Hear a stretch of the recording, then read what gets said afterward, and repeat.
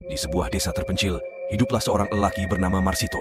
Dia adalah seorang yang tamak, selalu mencari cara untuk mendapatkan kekayaan dengan cara yang tidak lazim. Suatu hari, dia mendengar tentang keberadaan sebuah siluman yang konon bisa membantu seseorang mendapatkan kekayaan dengan cepat.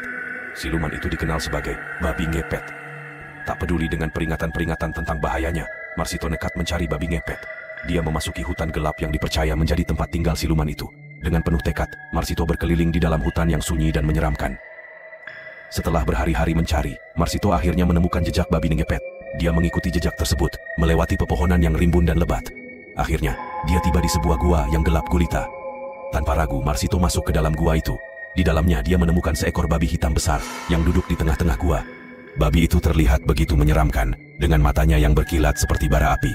Marsito dengan cepat menyampaikan keinginannya untuk menjadi kaya kepada babi ngepet. Tanpa berkata apa-apa, babi itu mengeluarkan sebuah syarat. Marsito harus memberikan setengah dari kekayaannya kepada babi ngepet dalam waktu 1 tahun. Jika tidak, hukuman yang akan diterimanya akan sangat mengerikan. Tidak memikirkan risiko yang mungkin terjadi, Marsito setuju dengan syarat tersebut. Dalam sekejap dia menjadi kaya raya, rumah mewah, mobil mewah, dan segala kemewahan lainnya menjadi miliknya. Namun 1 tahun berlalu dengan cepat. Marsito mulai merasa tidak nyaman, teringat akan janjinya kepada babi ngepet. Setelah melihat kekayaannya yang melimpah, dia enggan memberikan setengahnya kepada siluman tersebut.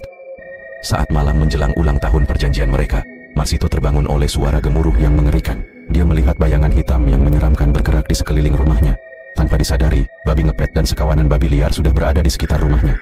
Marsito menyadari kesalahannya, namun sudah terlambat. Dalam kepanikan dia berusaha melarikan diri, namun usahanya sia-sia.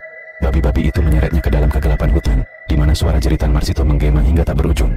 Sejak saat itu, warga desa menghindari hutan itu dengan segala cara. Mereka percaya bahwa Marsito dan babi ngepet masih berkeliaran di dalamnya, mencari mangsa berikutnya yang berniat untuk mencari kekayaan dengan cara yang tidak ben.